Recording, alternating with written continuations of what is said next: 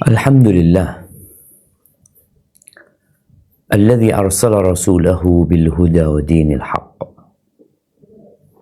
liyudhhirahu 'ala ad-dini kullihi walau karihal musyrikun.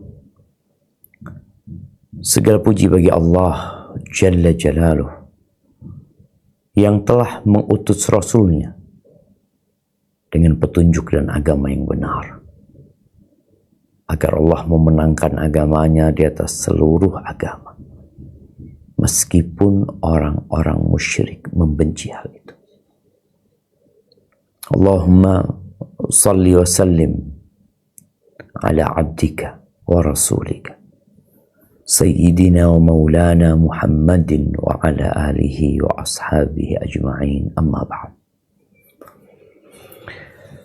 Di bulan Ramadan, bulan dibukanya pintu-pintu surga, ditutupnya pintu-pintu neraka, dibelenggunya setan-setan, diserunya manusia untuk berbuat kebaikan. Terkadang sebagian kita memilih untuk memenuhi waktunya dengan tidur. Kita sudah membaca tentang adab tidur. Ya, tidur adalah salah satu nikmat dari Allah Azza wa Jalla. Tapi tidur di saat seharusnya manusia tidak tidur, maka akan jadi bala buat dia. Tidur di saat manusia berlomba-lomba dalam kebaikan. Tidur di saat manusia sedang berusaha dan berupaya untuk meraih karunia ilahi, maka boleh jadi tidur dia menjadi sebuah penderitaan untuk. Dan kita sampai ke bab terakhir dari kitab Adabun Naum tentang adab tidur ini, yang berkaitan dengan mimpi. Ya, bicara mimpi itu ada 3. Mimpi yang dari Allah, mimpi yang dari setan, dan mimpi yang hanya bunga tidur belaka. Kita akan mengkaji tentang bagaimana sikap seorang muslim tatkala dia bermimpi. Ada mimpi seperti yang dilihat oleh Raja Mesir. Bagaimana dia bermimpi melihat 7 ekor sapi yang kurus mengkonsumsi, memangsa, menyantap 7 ekor sapi yang gemuk. Pemandangan yang begitu menakutkan. Bagaimana cerita 2 kawan Nabi Yusuf di dalam penjara. Yang satu bermimpi dia memeras anggur. Yang satu bermimpi melihat di kepalanya ada roti, kemudian dimakan oleh burung. Apa maknanya? Insya Allah kita semua tahu. Mimpi yang dari Allah memiliki makna, dan mimpi yang dari setan hanya akan menebarkan kesedihan dan kecemasan. Adapun mimpi yang bunga tidur, ya hanya sekedar lewat dan berlalu. Baik, kita akan baca bab ini. Tafadhal.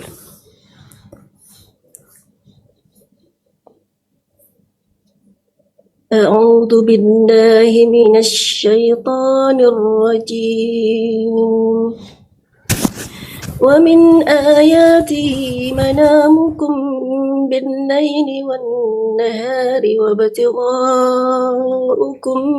من فضله Inna fi dzalika laayatin liqaumin yasma'un. Dan di antara tanda-tanda kebesarannya ialah tidurmu pada waktu malam dan siang hari, dan usahamu mencari sebagian karunia-Nya. Sungguh, pada yang demikian itu terdapat tanda-tanda bagi kaum yang mendengar. Allahu Akbar jamaah. Dalam setiap ciptaannya ada tanda-tanda kebesaran Allah Azza wa Jalla. Dan kalau kita melihat tidur kita, Ana sebelum datang ke sini tadi tidur. Ana rasa badan Ana, iya, capek dan lelah. Tapi dengan tidur, kita dapat bangkit dengan semangat untuk beraktivitas kembali. Manusia tidur di dunia dan kelak di akhirat tidak ada tidur. Mereka yang di neraka tidak ada istirahat. Mereka akan terus disiksa. Dan mereka yang di surga tidak akan memejamkan mata. Karena tidur hanya mengurangi waktu hidupmu. Hanya mengurangi kelezatanmu di surga. Adapun di dunia, manusia membutuhkan tidur. Maka ketika engkau tidur, engkau membaca doa. Dan ketika engkau bangun dari tidurmu, engkau bersyukur memuji Allah Azza wa Jalla. Ada orang yang tidak bisa tidur, sehingga harus mengkonsumsi obat-obatan. Ada orang yang duduk di becaknya, atau dimanapun dia berada. Allah berikan kepadanya nikmat tidur. Jadi ini termasuk tanda-tanda kebesaran Allah. Dan bagaimana hubungan ruh dengan jasad. Ketika dia tidur, tidur adalah kematian kecil. Di mana manusia tidak ada sadar dengan apa yang terjadi. Ruhnya entah pergi kemana. Di situ dia bermimpi. Dia melihat seakan-akan berada di awan. Dia bermimpi seakan-akan berada di pulau yang jauh di seberang sana. Dia bermimpi seakan-akan di benua yang berbeda. Padahal jasadnya ada di rumah.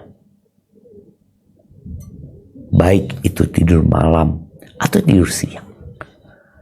Ketika dia terjaga, subhanallah, dia bangun kembali. Ruhnya nempel lagi dengan tubuh. Dan juga tanda-tanda kebesaran Allah, Allah jadikan siang hari tempat untuk bekerja, mengais rezeki. Bagaimana tubuh manusia di siang hari? Seperti pohon yang kelihatan segar. Tapi tatkala matahari terbenam, perlahan-lahan bumi ini menjadi sepi. Hening. Tubuh manusia yang kuat, yang gagah, tahu-tahu menjadi lemah. Kemudian dia tidur. Tapi kenapa masih ada manusia yang tidak beriman kepada Allah? Tidak yakin dengan adanya hari kebangkitan. Padahal tiap hari kita merasakan kematian kecil dari tidur. Dan merasa dibangkitkan kembali untuk melanjutkan aktivitas kita.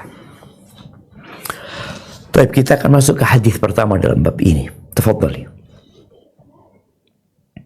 Hadis nomor 838. Wa an Abi Hurairah radhiyallahu anhu qala sami'tu Rasulullah sallallahu alaihi wasallam yaqulu lam yabqa minan nubuwah illa al-mubasyirat.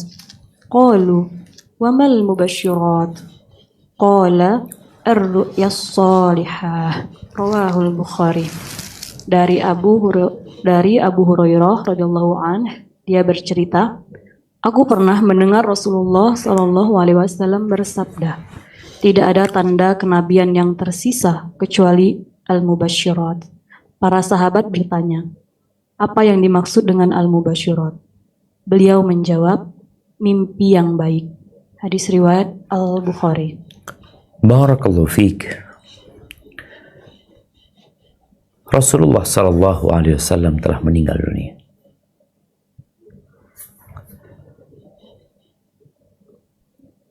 Dan sudah tidak tersisa lagi setelah meninggalnya Nabi alaihi salatu wassalam tanda-tanda kenabian itu.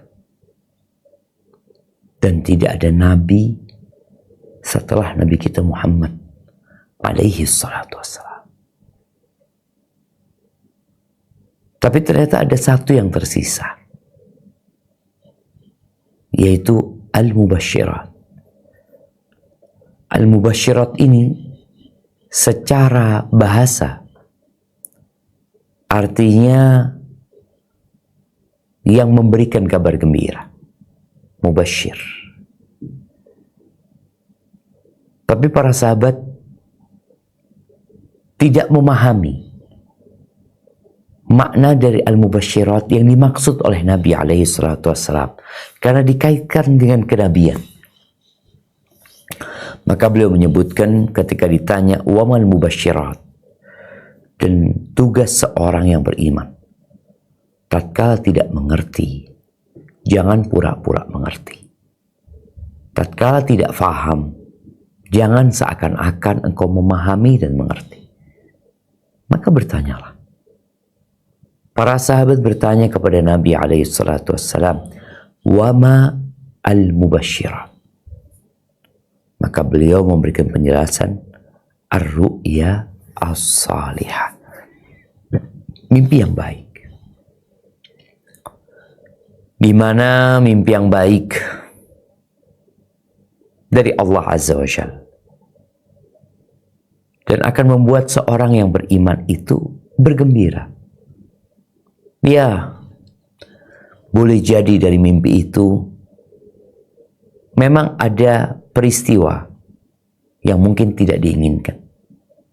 Tapi dengan adanya mimpi itu, manusia menjadi bersiap-siap untuk menghadapinya. Dan kita tahu Rasulullah SAW pernah bermimpi sebelum perang Uhud. Beliau bermimpi melihat sapi betina yang disembelih. Kemudian beliau melihat pedangnya ada cuil di atasnya. Kemudian pedang itu digerakkan dan kembali bagus lagi. Ketika beliau ditanya tentang takwil mimpinya, beliau bermimpi bahwa ada sahabat-sahabatnya yang akan meninggal dunia. Sapi, salah satu simbol banyaknya kebaikan. Dagingnya, susunya, manfaatnya. Dia membajak sawah umpamanya. Ada banyak para sahabat Nabi banyak meninggal ketika perang Uhud. Ada pun cuil di ujung pedangnya, adanya keluarga beliau yang tewas. Ya, dan itu yang terjadi ketika perang Uhud. Baik, barakallahu fiik. Yang tersisa dari tanda-tanda kenabian adalah al-mubasyirat. Seperti apa bentuknya? Di sini akan disebutkan. Nah, silakan dilanjutkan. Hadis nomor 839. Bismillahirrahmanirrahim. Wa anhu anna an-nabiyya sallallahu alaihi wasallam qala idza iqtaraba az-zaman lam takad ru'yal mu'mini takdzib wa ru'yal mu'min juz'un min sittatin wa arba'ina juz'an minan nubuwah, muttafaq alaih. Dari Abu Hurairah bahwasanya Nabi Sallallahu Alaihi Wasallam bersabda, jika hari kiamat telah mendekat, maka mimpi seorang mukmin hampir tidak pernah bohong. Sedangkan mimpi orang mukmin itu merupakan sebagian dari 46 bagian dari tanda-tanda kenabian. Muttafaq alaih. Dan dalam riwayat yang lain disebutkan, asdaqukum ru'ya, asdaqukum hadithan. Orang yang paling benar mimpinya di antara kalian adalah orang yang paling jujur ucapannya di antara kalian. Barakallahu fiik ya. Nah, ini hadis dari Abu Hurairah juga. Bagaimana Nabi SAW memberikan kabar tentang masa yang akan datang. Beliau menyebutkan idza iqtarabaz zaman. Apabila zaman itu mendekat. Jadi iqtarabaz zaman di sini diterjemahkan jika hari kiamat telah mendekat. Sebagian ulama menyebutkan iqtarabaz zaman boleh jadi maknanya adalah dekatnya masa kematian seseorang. Ya, orang itu sudah mulai matang ya biasanya.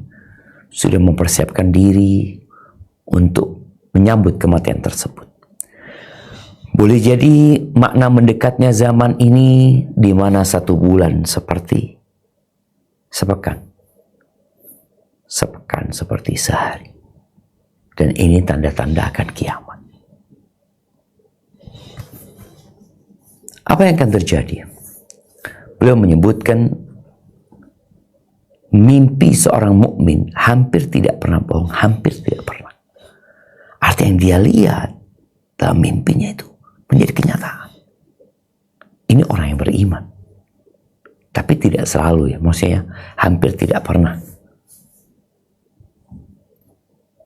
Tidak sesuai apa yang dia lihat.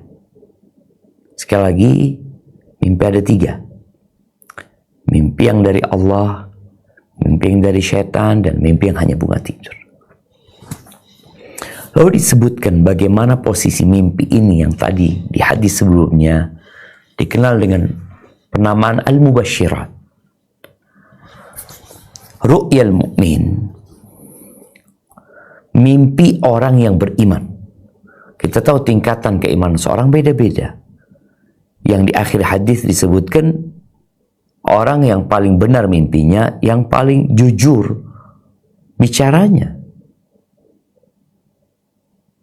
Ketika disebutkan mimpi itu 1 bagian dari 46 bagian dari tanda-tanda kenabian. 46 tanda kenabian.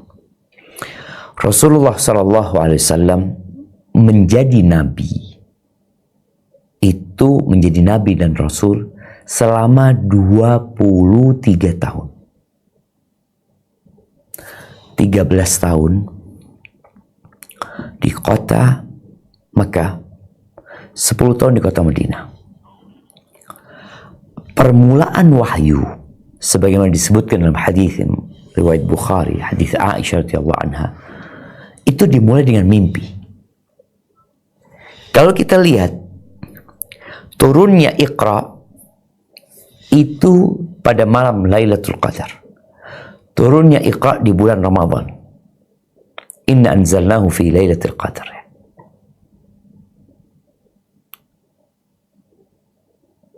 Padahal Nabi SAW diutus ketika umur 40 tahun. Menurut pendapat yang masyhur, lahirnya Nabi SAW adalah di bulan Rabiul Awal.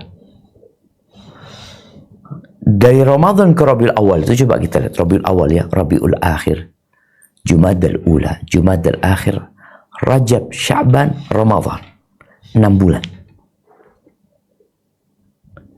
Di fase 6 bulan ini belum turun wahyu.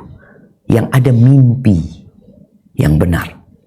Tidaklah Nabi melihat sesuatu melainkan seperti fajar yang terbit.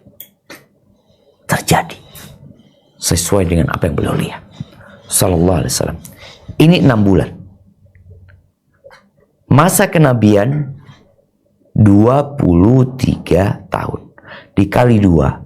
1 tahunnya dibagi 2. Karena 6 bulan mimpi Nabi SAW berarti 23 kali 2 adalah 46. Dan mimpi yang benar itu satu bagian dari 46. Karena 6 bulan pertama beliau alaihissalatu wassalam dimimpikan oleh Allah Azza wa Jalla yang menjadi kenyataan. Barakallahu fiik. Dan kalau bicara orang yang jujur adalah orang yang dijaga oleh Allah Azza wa Jalla. Dan di akhir zaman kejujuran itu semakin langka. Bahkan yang ada pendusta-pendusta yang dianggap jujur ketika berbicara. Dan orang-orang jujur yang dianggap berdusta. Ini juga tanda-tanda dekatnya hari kiamat. Dan kalau bicara orang yang beriman, kita tahu ada orang kafir. Tapi di tengah-tengah itu ada orang munafik. Yang kalau bicara dusta. Jadi mimpinya ini mimpinya orang beriman. Bukan mimpinya orang munafik. Yaitu orang-orang yang pura-pura beriman. Nah, silakan dilanjutkan. Bismillah. Hadis nomor 840. Wa anhu qala Rasulullah sallallahu alaihi wasallam, man ra'ani fil manani fasayarani fil yaqazani aw ka'annama ra'ani fil yaqzati yaqazati la yatamasalu syaitanu bih. Muttafaq alaihi. Dari Abu Hurairah, dia berkata, Rasulullah Shallallahu Alaihi Wasallam bersabda, barang siapa melihatku di dalam mimpi, niscaya dia akan melihatku di dalam keadaan terjaga. Atau seakan-akan dia melihatku dalam keadaan terjaga, karena setan tidak bisa menyerupai diriku. Muttafaq alaihi. Masya Allah, barakallahu fiik. Ya, ini penjelasan Nabi alaihi salatu wassalam tentang orang yang bermimpi melihat Rasulullah SAW. Semoga Allah memberikan karunia ini, jemaah. Beliau menyebutkan, barang siapa yang melihatku dalam mimpi, dalam tidurnya, maka dia akan melihatku dalam terjaga, dalam kondisi terjaga. Tapi disebutkan di riwayat lainnya, seakan-akan dia melihatku dalam kondisi terjaga. Kenapa? Karena setan nggak bisa menyerupai aku. Hadis ini digunakan oleh sebagian kelompok yang menjadikan mimpi sebagai sumber agama. Karena ada kelompok-kelompok dari kalangan sufi, tidak semuanya, yang mereka menjadikan mimpi bertemu dengan Nabi SAW sebagai sumber agama. Mereka mengambil amalan baru dari Nabi SAW. Mereka bertanya tentang syariat baru kepada Nabi SAW. Mereka bertanya tentang hadis ini sahih atau dhaif kepada Nabi SAW. Ketahuilah, syariat sudah sempurna. Dan semua sudah disampaikan oleh Rasulullah SAW. Sehingga yang harus kita lakukan adalah mengamalkan sunnah. Mereka mengatakan bahwasanya sebagian mereka melihat Nabi SAW dalam kondisi terjaga. Hadis ini digunakan dalil, pokoknya yang lihat Nabi dalam mimpi, dia akan melihat Nabi dalam kondisi terjaga. Dia nggak tidur, dia bisa melihat Nabi SAW dalam wujudnya. Yang pertama kita tahu hadis ini, seperti yang tadi dibaca, disebutkan dalam riwayat lain, seakan-akan dia melihatku dalam kondisi terjaga. Nabi udah meninggal dunia alaihissalatu wassalam. Allah mengatakan, innaka mayitun wa innahum mayitun. Dan memang orang yang melihat Nabi dalam sifat-sifat Rasulullah SAW, itu Nabi yang dia lihat. Karena setan nggak bisa menyerupai Nabi SAW. Setan mungkin menyerupai orang tua kita, menyerupai guru kita, mimpi bertemu dengan gurunya, boleh jadi itu setan. Tapi mimpi melihat Nabi SAW dalam sifat-sifatnya, maka itu Nabi SAW. Bagaimana orang mengatakan aku melihat Nabi SAW? Ketika dia tanya, engkau tahu wajah Nabi seperti apa? Oh iya, aku melihat Nabi SAW ya, wujudnya besar, tinggi, jenggotnya putih semua.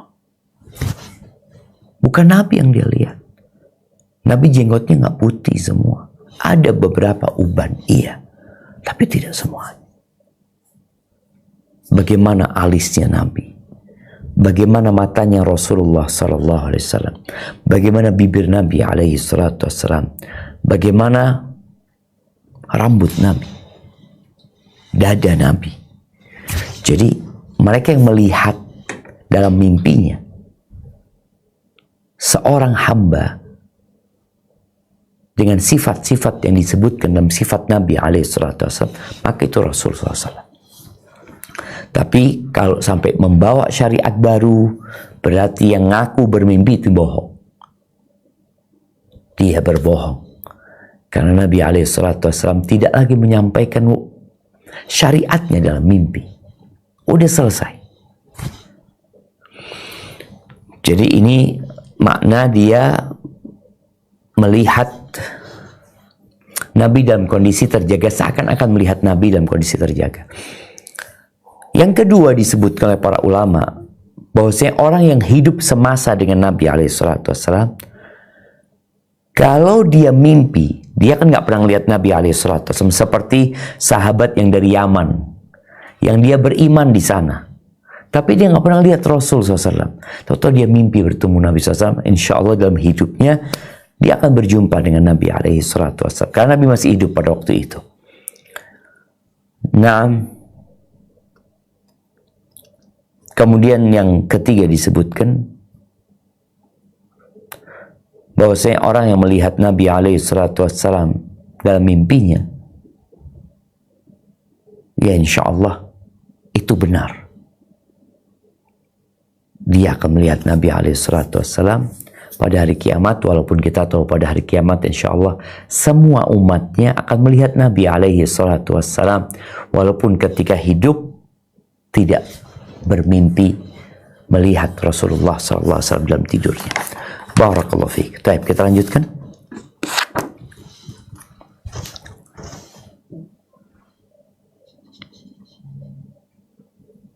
Bismillahirrahmanirrahim. Hadis nomor 841.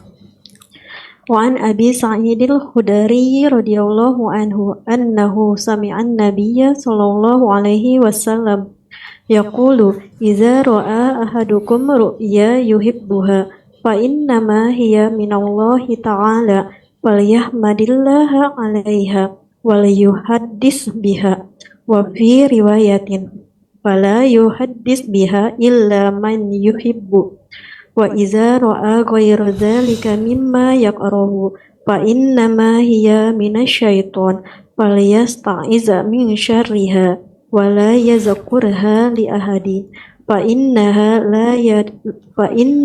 la tadurruhu. Muttafaq alaih.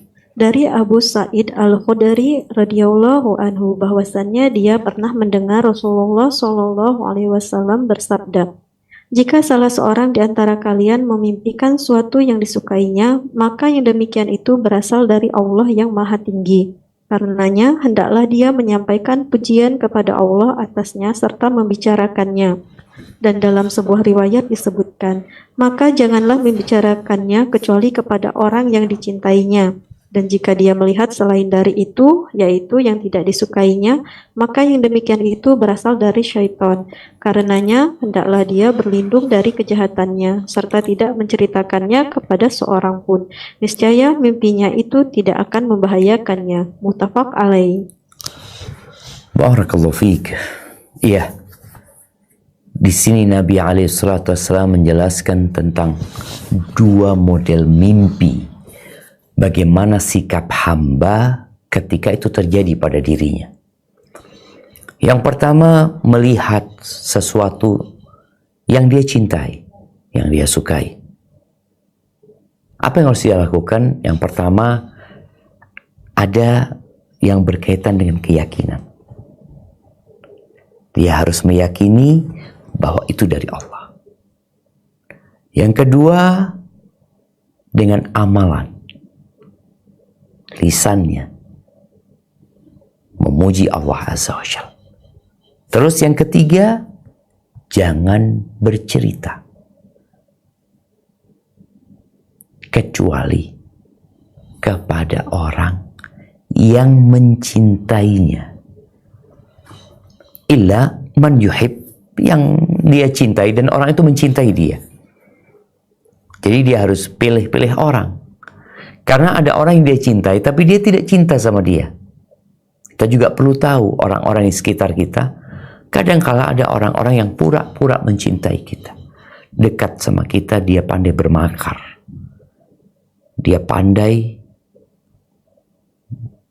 berkamuflase. Seakan-akan dia bersama kita. Padahal dia musuh dalam selimut. Ketika Nabi Yusuf bermimpi, yang Allah ceritakan di surat Yusuf ya. Dia cerita sama ayahnya. Dia tahu ayahnya cinta sama dia. Dia mengatakan, ya abati, wahai ayahku, inni ra'aitu ahada asyara kawkaban wasyamsa wal qamar. Aku melihat 11 bintang. 11 bintang dan aku melihat asyams wal qamar, matahari dan bulan. Ra'aituhum li sajidin. Aku melihat mereka sujud buat aku. Bayangin ya, gimana bintang-bintang, mentari dan rembulan sujud buat aku. Bukan manusia yang dilihat. Apa kata ayahnya? Ayahnya tahu dengan takwil mimpinya. Dan ayahnya tahu itu mimpi kebaikan. Masih kecil Nabi Yusuf. Kata ayahnya, la taqsus ru'yaka ala ikhwatik. Engkau jangan ceritakan mimpimu kepada saudara-saudara. Saudara-saudara. Bayangin ya, kita ini disuruh mencintai saudara kita. Tapi kita juga tahu saudara-saudara kita ini cinta nggak sama kita. Sang ayah tahu dengan kondisi saudara-saudara Nabi Yusuf, maka berpesan, jangan kau ceritakan. Kenapa? Fayakidu laka kaida.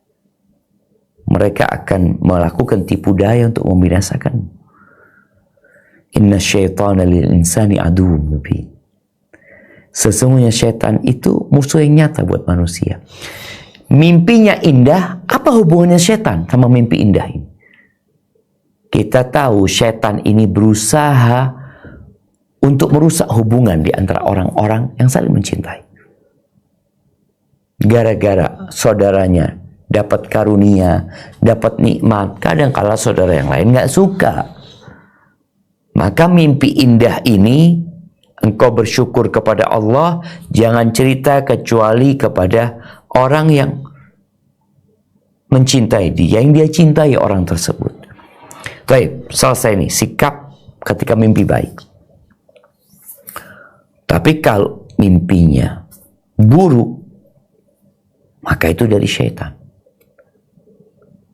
Apa yang harus dia lakukan? Dia tahu ini dari syaitan. Jadi jangan jadi pikiran yang membuatmu hidup menderita. Syaitan hanya ingin membuatmu takut, cemas, dan hidup dalam penderitaan pikiran. Falyasta'id min syarriha. Hendaklah dia berlindung dari syaitan. Udah tahu dari syaitan, maka dia berlindung dari syaitan. Ini di hadis selanjutnya ya. Nanti kita akan baca. Dan berlindung dari keburukan mimpinya. Dia mengatakan, a'udzubillahi minasyaitonir rajim. dan dianjurkan untuk seakan-akan dia meludah nafas ya seperti menghembuskan udara plus ada air ludahnya sedikit 3 kali ke arah kirinya. A'udzubillahi minasyaitonir rajim. A'udzubillahi minasyaitonir rajim. A'udzubillah. Dia berlindung dari setan dan dia 3 kali ke arah kiri dia. Jadi ada 3 sikap yang dia lakukan kalau mimpi buruk itu. Meyakini itu dari setan, kemudian berlindung dari setan, dan berlindung dari keburukan mimpinya. Ya Allah, aku berlindung kepadamu dari setan yang terkutuk. Aku berlindung kepadamu dari keburukan mimpiku ini. Dan kemudian dia tadi seakan-akan dia meludah ke arah kirinya 3 kali.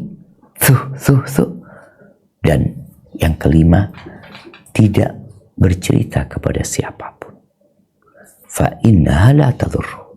Itu tidak akan membahayakan dia. Setan ingin membuatmu cemas. Engkau takut. Kemudian kau cari siapa yang dapat menakwilkan mimpimu. Atau engkau takwilkan mimpimu semaumu. Padahal yang harus dilakukan adalah meyakini ini dari setan. Nggak perlu sibuk dengan mimpinya. Apalagi menakwilkan mimpinya. Sudah, tidak akan membahayakan dia. Artinya yang terjadi tidak akan membuat hidup dia menderita. Syekh bin Utsaimin rahimahullah ta'ala dalam syarah hadis ini menyebutkan kisah seorang sahabat yang melaporkan mimpinya kepada Nabi SAW. Dia mengatakan, aku bermimpi kepalaku lepas. Kemudian aku mengejar kepalaku lepas dan dia lari. Kemudian aku berlari mengejar kepalaku itu. Apa kata Nabi SAW? Enggak, itu dari setan, nggak ada takwilnya gitu. Nggak perlu jadi pikiran buat dia. Baik, kita akan baca hadis selanjutnya untuk melengkapi hadis yang baru saja kita baca. Hadis nomor 842. Bismillahirrahmanirrahim. Wa an Abi Qatadah radhiyallahu anhu qala qala an-nabiy sallallahu alaihi wasallam ar-ru'ya salihah wa fi riwayatin ru'yal hasanah min Allah wal hulmu min syaitan faman ra'a syai'an yakrahuhu falyanfus an shimalihi thalathan wal yata'awwadh min syaitan fa innaha la tadurruh. Muttafaq alaih. Dari Abu Qatadah radhiyallahu anhu, dia berkata, Nabi Shallallahu alaihi wasallam bersabda, mimpi yang baik dan dalam sebuah riwayat disebutkan ru'ya hasanah adalah berasal dari Allah, sedangkan hulm atau mimpi buruk berasal dari syaitan. Oleh karena itu, barang siapa memimpikan sesuatu yang tidak dia sukai, maka hendaklah dia meludah ke sebelah kirinya sebanyak 3 kali, dan hendaklah dia berlindung kepada Allah dari syaitan, karena mimpi itu tidak akan membahayakan dirinya. Muttafaq alaih. Barakallahu fiik ya. Kita lihat ya di hadis ini melengkapi hadis Abu Sa'id Al-Khudri. Yang pertama berkaitan dengan itu dari syaitan. Kita harus yakin itu dari syaitan. Yang kedua, apa yang harus dilakukan? Di sini disebutkan hendaklah dia meludah tipis ya ke arah kiri 3 kali. Berlindung dari syaitan. A'udzubillahi minasyaitonir rajim. Berlindung dari keburukan mimpinya. Aku berlindung dari keburukan mimpiku. Yang kelima, di hadis sebelumnya disebutkan jangan ceritakan kepada siapapun. 5. Tinggal satu hadis yang akan kita baca berkaitan dengan sikap ketika orang mimpi buruk. 6. Tambahannya, jadi ada 6 sikap. Yang pertama adalah meyakini itu dari syaitan. Yang kedua, meludah tipis ke kiri 3 kali. Yang ketiga, berlindung dari syaitan. Yang keempat, berlindung dari keburukan mimpinya. Dan yang kelima adalah tidak menceritakan kepada siapapun. Yang keenam, merubah posisi tidurnya. Merubah posisi tidurnya. 6. Tafadhali dibaca.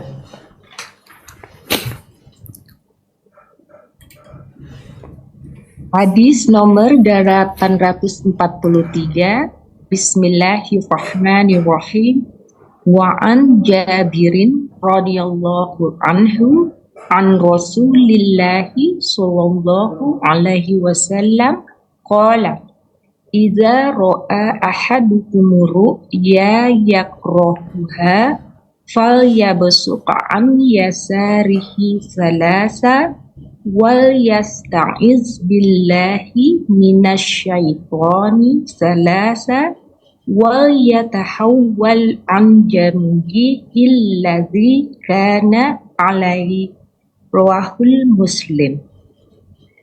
Dari Jabir radhiyallahu anhu, dari Rasulullah sallallahu alaihi wasallam, beliau bersabda, jika salah seorang di antara kalian memimpikan sesuatu yang tidak dia sukai, maka hendaklah dia meludah ke sebelah kirinya sebanyak 3 kali, dan hendaklah dia memohon perlindungan kepada Allah dari syaitan sebanyak 3 kali, dan hendaklah dia berbalik dari sisinya semula.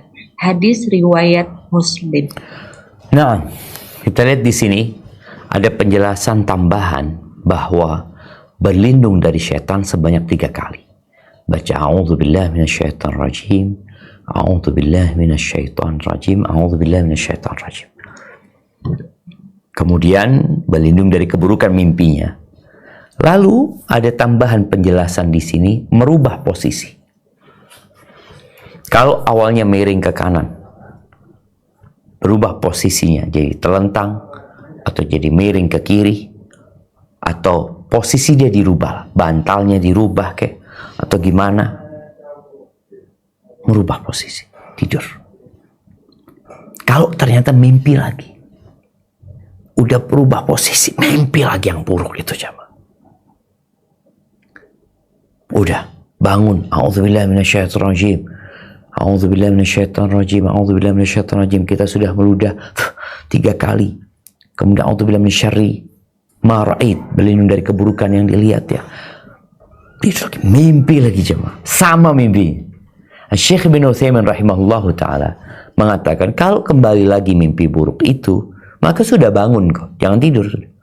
Udah bangun. Ngapain? Ya udah sholat malam. Ambil wudhu, sholat malam. Jadi sebagai bentuk meminta perlindungan kepada Allah yang lebih. Karena kalau tetap tidur, setannya masih godain. Karena ada orang yang ketika dia mengatakan a'udzubillahi minasyaitonirrajim, ya tidak menghayati permohonan dia. Maka hendaklah dia bangkit untuk melakukan sholat malam sudah. Ambil wudhu, sholat malam, dan insya Allah dengan itu dia nggak perlu cerita dengan siapa-siapa lagi. Jangan mengatakan, wah aku mimpi tadi malam 3 kali mimpinya, padahal aku sudah baca doa tuh. Jangan ceritakan kepada siapapun. Barakallahu fiik. Baik, kita ke hadis yang terakhir. Tafadhali dalam bab ini ya. Bismillahirrahmanirrahim. Wa an Abil Asqa'i wa Thilata banil Asqa'i radhiyallahu anhu qala Rasulullah sallallahu alaihi wasallam inna min a'tamil fira ayyadda'i ar-rajulu ila khairi 'abihi aw yuriya ainahu ma lam tara aw yaqulu ala Rasulillahi sallallahu alaihi wasallam ma lam yaqul. Rawahul Bukhari. Dari Abu Al-Asqa Wasilah bin Al-Asqa radhiyallahu anhu, ia berkata, Rasulullah sallallahu alaihi wasallam bersabda, sesungguhnya sebesar-besar dusta adalah jika seseorang mengaku keturunan selain ayahnya, atau berdusta dalam mimpi yang sebenarnya tidak dilihatnya, atau mengatakan atas nama Rasulullah Shallallahu Alaihi Wasallam sesuatu yang sebenarnya tidak pernah beliau katakan. Hadis riwayat Al-Bukhari. Barakallahu fiik. Kita lihat ya, orang berdusta dalam dunia perdagangan karena dia ingin barangnya laku. Banyak orang berdusta kepada kawan-kawannya untuk membuat mereka tertawa. Iya, itu dusta. Tapi ternyata ada dusta yang paling dusta. Di sini disebutkan 3 hal. Yang pertama adalah menasabkan dirinya kepada selain bapaknya. Ngaku, saya ini bahasa lama umpamanya. Padahal dia bukan bahasa lama. Umpamanya seperti itu. Dia mengaku, saya ini bawazir. Qabilahnya bawazir. Kayaknya bicara bapak, bicara nasab. Padahal dia bukan bawazir. Dia mengatakan, saya ini umpamanya keturunannya siapa gitu loh, orang tokoh masyarakat. Padahal bukan dia. Ini termasuk kedustaan yang paling tinggi. Seorang ngaku keturunannya yang nggak benar, hanya untuk mendapatkan kehormatan.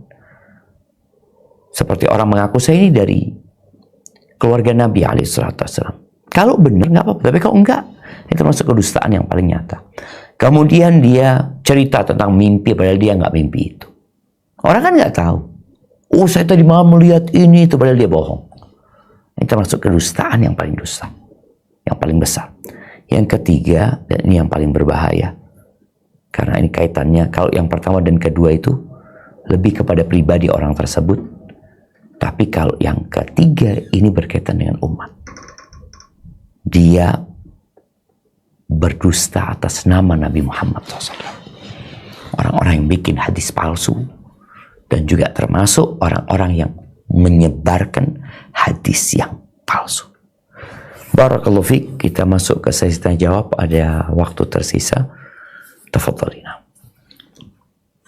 Alhamdulillah lazi min ilmati tatimu solihat. Hai kalau Ustaz, jazakallahu khair wa barakallahu fikum. Ustaz telah memberikan nasihat fawaid tausiyah wasilah ilmu, nasihat penjelasan dari kitab Syarah Riyadhus Shalihin karya Imam Nawawi rahimahullah pada hari ini. Dan sebelum masuk ke sesi kedua, yaitu sesi tanya jawab, seperti biasa kami Gurubah Muslimah, Gurubah Muskat ingin mengucapkan terima kasih kepada channel-channel dari media sunnah yang telah turut serta menyiarkan merelai pada kajian hari ini, yang selain ada Gurubah Muskat, ada Sapa Muslim, Gurubah Muskat tentunya, Kans Media Sunnah, MKSS TV, Bangko Mengaji, SMTV, Baraja Mengaji, Abiyati TV, Artvisi, Tangerang Mengaji, Al-Ghuraba Lumajang, dan Poldapi TV. Kami ucapkan jazakumullah khair wa barakallahu, dan kita akan memulai sesi tanya jawab dengan waktu yang tersisa. Insyaallah beberapa menit ke depan, sudah ada pertanyaan masuk. Mungkin Ana akan bacakan dulu yang berkenaan dengan tema. Ini pertanyaan dari Ghuraba Muskat, Ustaz. Bagaimana membedakan antara mimpi bertemu dengan orang yang sudah meninggal itu adalah benar bertemu adanya, atau hanya dari setan atau hilm, Ustaz? Nah, barakallahu fiik ya. Kalau mimpinya baik, semoga itu dari Allah Azza wa Jalla. Karena tadi kita sudah bahas bahwasanya mimpi yang buruk ini dari setan. Maka kalau kita mimpi bertemu dengan orang yang sudah meninggal dunia sama keluarga kita, dan mimpinya itu baik, membawa pesan kebaikan, membuat kita lebih semangat beribadah, semoga itu dari Allah Azza wa Jalla.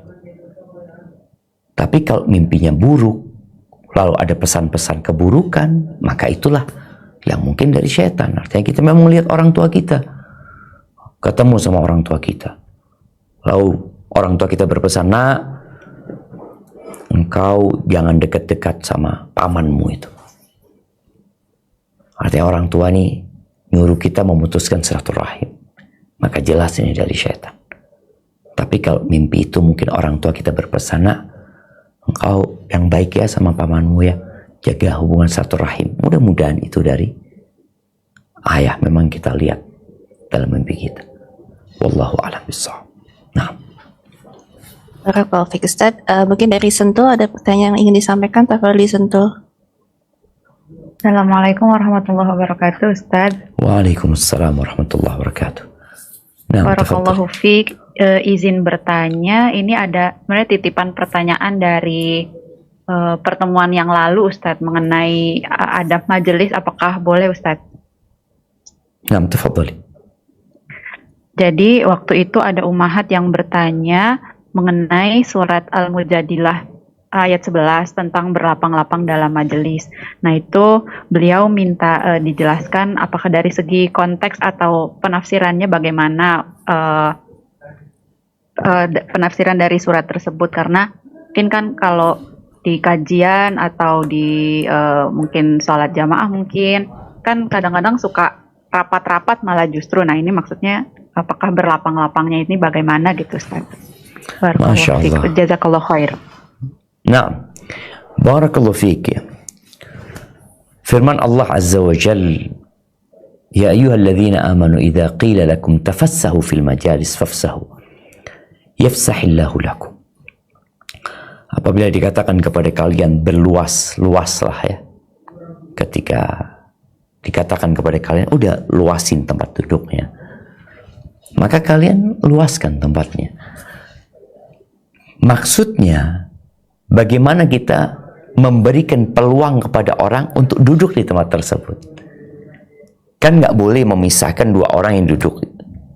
Mama ya, kita duduk di tengahnya, nggak boleh.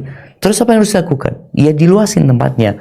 Engkau maju ke depan sedikit, ini mundur ke belakang sedikit. Ini ke samping, ini ke sana. Artinya memberikan ruang agar orang bisa ikut di tempat tersebut. Jadi bukan akhirnya kita sholatnya berjarak ya, karena kita disuruh merapatkan shaf kita. Bagaimana para sahabat merapatkan shafnya sehingga bahu bersama bahu ya, kaki bersama kaki. Jadi meluaskan itu bukan kita ingin dapat tempat sendirian yang lebar, bukan. Tapi bagaimana ketika di majelis itu kita memberikan kesempatan untuk kepada orang lain untuk duduk di tempat tersebut. Karena ada tempat yang memang penuh, udah penuh. Terus gimana? Disuruh berdiri orang? Ya enggak. Disuruh pulang? Ya enggak lah. Gimana kita mengecilkan posisi duduk kita untuk memberikan ruang kepada orang agar bisa duduk di tempat tersebut. Hadza wallahu a'lam bissawab. Nah. Rafiq Ustadz, mungkin sebelum masuk ke pertanyaan ketiga, untuk yang sudah resen, mohon bisa mendrop terlebih dahulu pertanyaan kepada kami melalui kolom chat kepada host atau host yang bertugas sebelum nanti bisa ditanyakan langsung kepada Ustaz Zuna. Tafadhali mungkin Ukti Evi bisa menanyakan langsung pertanyaan kepada Ustadz. Ukti Evi dari Oman. Jazakillah khair Ukti Tias. Assalamualaikum warahmatullahi wabarakatuh Ustadz. Ahsanallahu ilaikum. Waalaikumsalam warahmatullahi wabarakatuh. Naam, tafadhali. Ini titipan pertanyaan di luar tema Ustadz. Apakah kondisi ibu mertua yang tidak memiliki rumah dan untuk kebutuhan hidupnya menerima pemberian dari anak-anaknya bisa dikatakan fakir atau miskin? Dan bolehkah memberikan zakat mal kepada ibu mertua dengan kondisi tersebut? Mohon nasihat dan pencerahannya Ustadz. Assalamualaikum warahmatullahi wabarakatuh. Jazakallahu khairan, barakallahu fiik. Masya Allah, barakallahu fiik. Iya, bicara orang tua.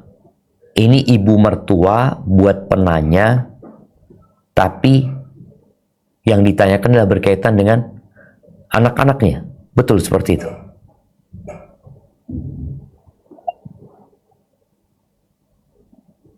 Nah, Ukti Evi?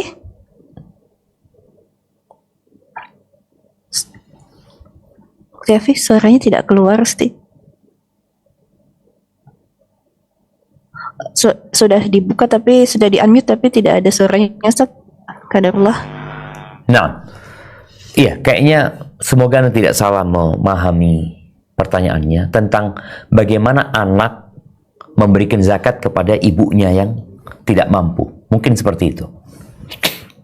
Kalau bicara orang tua yang tidak mampu dan anaknya mampu, anaknya ini wajib memberikan nafkah kepada orang tuanya. Dan kalau bicara nafkah, itu bicara sandang, pangan, papan. Ini yang ditanyakan adalah papan. Orang tuanya nggak punya tempat tinggal yang layak. Maka di sini hendaklah dikasih tempat tinggal yang layak. Boleh jadi tempat tinggal yang layak itu pemberian rumah buat orang tuanya, atau disewakan rumah, dikontrakan rumah, kemudian dicukupin hidupnya. Jadi bukan dari zakat. Bukan dari zakat anaknya diberikan kepada orang tuanya. Zakat dari orang lain boleh buat orang tuanya. Zakat dari orang, tapi anak memberikan zakat kepada orang tua nggak boleh. Apalagi kondisinya anaknya mampu, orang tuanya tidak mampu. Yang ada adalah kewajiban memberikan nafkah. Di luar nafkah itu, para ulama berbicara tentang orang tua yang punya banyak utang. Anaknya sudah memberikan kecukupan buat orang tuanya, nafkah dipenuhin, tapi orang tua punya utang. Bolehkah zakat anaknya diberikan kepada orang tuanya untuk melunasi utangnya? Bukan untuk biaya hidupnya, tapi untuk melunasi utangnya. Sebagian ulama membolehkan hal itu karena dia masuk dalam kategori al-gharimin, ya, orang-orang yang mungkin terlilit hutang. Hadza wallahu a'lam bissawab. Nah, Barakallahu fiik, Ustaz. Bagi yang sudah mendapat pertanyaan, tafadhali mungkin Uni Ida bisa membacakan, bisa langsung bertanya kepada Ustaz Zuna Ida. Ya, Assalamualaikum warahmatullahi wabarakatuh. Jazakallah khair, Uti Tias. Assalamualaikum warahmatullahi wabarakatuh, Ustaz. Waalaikumsalam Izin warahmatullahi bertanya, wabarakatuh. Ustaz. Ada 2 pertanyaan, tapi Afwan mungkin satu-satu dulu. Yang ingin Anda tanyakan mengenai soft tadi, Ustadz, kelanjutannya seperti kita ketahui di Masjidil Haram dan Masjidil Madinah kita sholat banyak soft yang terputus-putus, ya Ustadz, ya, kalau kita melaksanakan sholat di sana. Dan itu bagaimana, apakah sholat jemaah kita juga terputus softnya atau bagaimana itu, Ustadz? Karena untuk menertibkannya kan sangat susah sekali, ya Ustadz, ya. Mohon pencerahannya. Masya Allah, barakallahu fiik. Nah, ahibati fillah, tatkala kita berada di masjid, baik di Masjidil Haram, di masjid manapun, yang mungkin kita melihat softnya amburadul, maka sebagai seorang muslim hendaklah berusaha semampunya untuk berada di soft yang paling mendingan. Artinya ketika kita melihat soft itu terputus, dan Nabi SAW menyebutkan kesempurnaan soft termasuk dari kesempurnaan sholat, maka kita hendaklah mencari soft yang paling sempurna. Momen kita tahu ada soft isinya cuma 3 orang, di depan alhamdulillah isinya lebih banyak dan lebih rapi, ya udah maju ke depan. Jadi kita berusaha semaksimal mungkin, karena memang ya kondisinya orang kadangkala takut ketinggalan ruku, maka dia sholat di mana ada soft. Walaupun softnya cuma 3 orang, cuma 5 orang, sedangkan di depannya mungkin ada jarak 10 meter. Soft itu lebih sempurna. Ya udah, engkau datanglah ke soft yang lebih sempurna. Jadi intinya, dalam kondisi masjid yang soft-softnya berantakan, hendaklah kita berusaha mencari soft yang paling mending. Walaupun juga kadang-kadang tetap terputus, Ustaz, ya sudah, tapi itu paling mending dibandingkan dengan yang lainnya. Hadza wallahu a'lam bissawab. Nah, Jazakallah khairan, Ustadz. Satu lagi boleh, Ukti Tias? Boleh Oman dulu ya, Ukti Ida. Oh iya, naam. Afwan. Jazakallah khair. Tafadhali mungkin Ukti U bisa membacakan pertanyaan dari jamaah Zoom dari Oman. Tafadhali. Ya.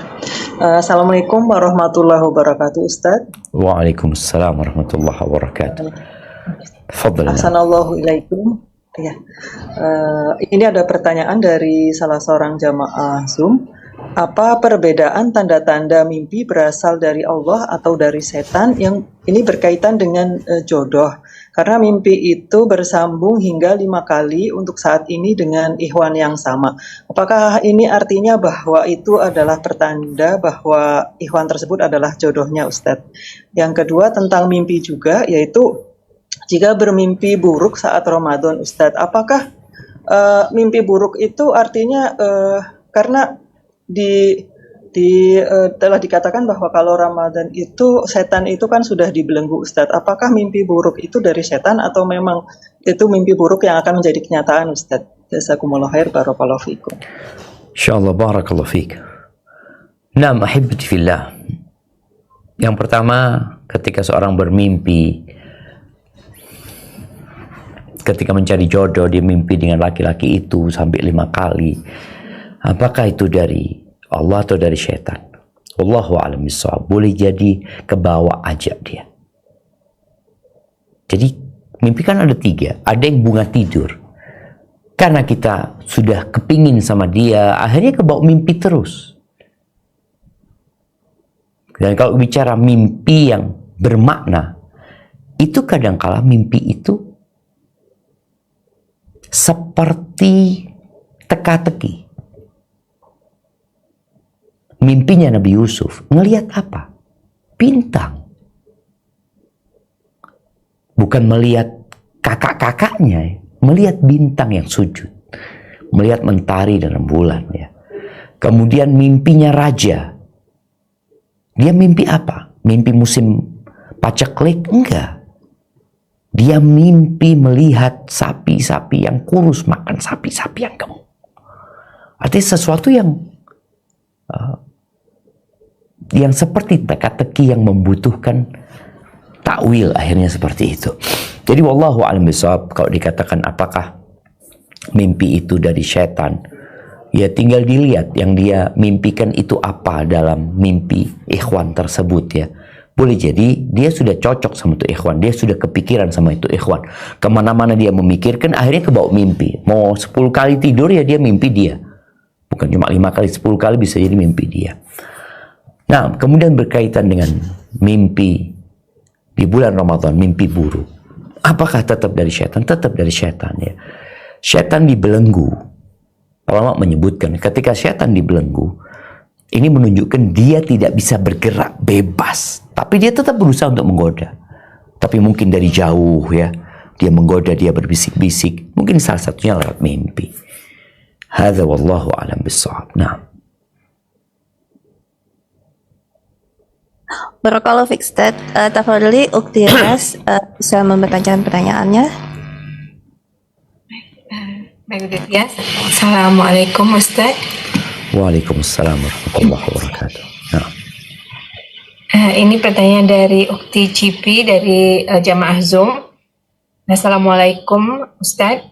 Mau bertanya, apakah benar kalau kita bermimpi bertemu dengan orang tua yang sudah meninggal, tapi tidak berkata apapun dalam mimpi tersebut? Kita benar-benar dipertemukan, karena ada yang mengatakan kalau dalam mimpi tersebut orang yang telah meninggal berbicara atau berkata-kata, meskipun mimpi tersebut baik dan menghibur hati yang sedang sedih atau rindu kepada orang tua, tapi katanya mimpi itu bukan dari Allah. Mohon nasihatnya Ustaz. Jazakallahu khair. Nah, barakallahu fiik. Iya, tadi sudah dibahas ya bahwasanya mimpi itu ada 3. Boleh jadi bunga tidur. Ada orang rindu sama orang tuanya, kangen sama orang tuanya. Ini kebawa mimpi. Jadi bukan karunia dari Allah sebagai kebaikan, bukan juga dari setan. Itu hanya bunga tidur yang tidak memiliki makna apa-apa kecuali orang itu sedang rindu kemudian kebawa mimpi. Karena hatinya sudah bicara terus tentang orang tuanya, dia ingat dengan masa-masa indah sama orang tua, akhirnya dia tidur ke bawah tuh dalam mimpinya. Kemudian kalau bicara bisa jadi itu mimpi kebaikan, boleh jadi mimpi kebaikan dari Allah Azza wa Jalla. Kadang kala orang tuanya melihat anaknya ini udah lama nggak mendoakan orang tuanya, Allah kasih kesempatan tuh anak tuh berjumpa dengan orang tuanya sehingga anak tuh jadi ingat sama orang tuanya. Kemudian dia banyak beristighfar dan memohon ampun buat orang tuanya. Boleh jadi seperti itu. Hadza wallahu a'lam bishawab. Sepertinya kita ke pertanyaan terakhir. Nah. Pertanyaan terakhir Ustaz ya. Oh iya Ustaz. Ini ada pertanyaan tapi mungkin akan Ustaz di luar tema, dan ini pertanyaan dari kesedihan yang dialami oleh salah satu sahabat kita. Pertanyaannya, Assalamualaikum warahmatullahi wabarakatuh. Semoga Ustaz keluarga selalu dalam rahmat dan perlindungan Allah Ta'ala. Ahwan izin bertanya Ustaz, Ana suami dan anak sedang belajar menjalani kehidupan sesuai Al-Quran dan ajaran sunnah Rasulullah SAW. Qadarullah, ibu dan mertua Ana beserta kakak, adik, ipar-ipar melihat kami aneh. Seperti kalau diajak ke acara ulang tahun kami menolak. Karena sering ke kajian suka ditanya kajian apa. Hati-hati nanti nggak benar dan sebagainya. Jadi Ana merasa left out dalam tanda kutip dari keluarga. Sering sedih Ustadz, bagaimana Ana menyikapi perasaan sedih ini kalau ada gejolak-gejolak dari keluarga. Dan juga banyak lagi kesedihan yang dialami oleh Amatullah. Syukran Ustadz, wa jazakallahu khairan. Barakallahu fiik. Ahibati fillah. Rasulullah SAW menyampaikan bada'al Islamu ghariban wa sayaudu ghariban kama bada' fatuba lil ghuraba.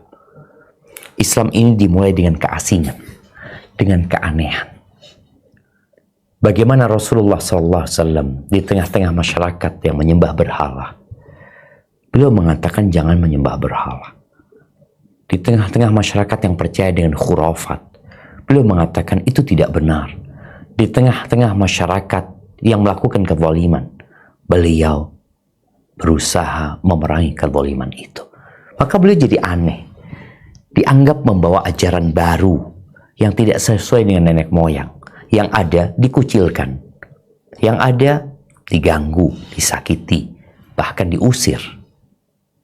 Itu yang terjadi. Dan Islam akan kembali menjadi aneh, menjadi asing, sebagaimana dulu seperti itu. Maka kebaikanlah untuk orang-orang yang asing ya. Jadi apa yang kau rasakan memang harusnya seperti itu. Dan itu hal yang wajar ketika engkau berusaha untuk menjadi lebih baik di tengah masyarakat yang mungkin dia biasa-biasa aja. Maka yang harus kau lakukan adalah bersabar. Yang berpegang teguh dengan agamanya kelak di akhir zaman seperti memegang bara api. Gak nyaman, menyakitkan. Inna min waraikum ayyamas sabr. Di balik kalian ada hari-hari kesabaran. Apa yang harus kau lakukan? Kau harus menjalankan sunnah dengan baik dan benar. Di antara sunnah menghormati yang tua, menyayangi yang muda, berbaik sangka kepada mereka. Mereka nggak ngerti. Nabi SAW ketika dilemparin batu, beliau ditawarin agar yang melemparin batu disiksa sama Allah. Beliau mengatakan enggak, aku berharap Allah memberikan hidayah kepada mereka. Maka itu yang harus ada pada dirimu, semangat untuk terus berbuat kebaikan, semangat untuk berbagi kebaikan, semangat untuk memuliakan orang-orang. Maka berdakwah dengan akhlak dan katakan kepada mereka bahwa kau sedang belajar. Iya, kalau dikatakan hati-hati kau ikut kajian, jangan-jangan nanti tersesat. Nah, terima kasih atas doanya. Mohon didoakan semoga aku terhindar. Dan ketika nanti engkau ditanya, kok Islam apa? Aku ingin Islam yang biasa-biasa aja. Islam yang wajar-wajar aja. Islam seperti yang diajarkan Rasulullah SAW. Dan dilakukan dan dipraktekkan bersama para sahabatnya. Barakallahu fiik. Itu mungkin dapat Anda sampaikan. Mohon maaf ya atas waktu yang mungkin tidak bisa panjang di bulan Ramadan ini, tapi semoga yang sedikit diberkahi oleh Allah SWT. Sampai berjumpa kembali. Semoga senantiasa dalam lindungan ilahi. Anda kembalikan ke moderator. Assalamualaikum warahmatullahi wabarakatuh.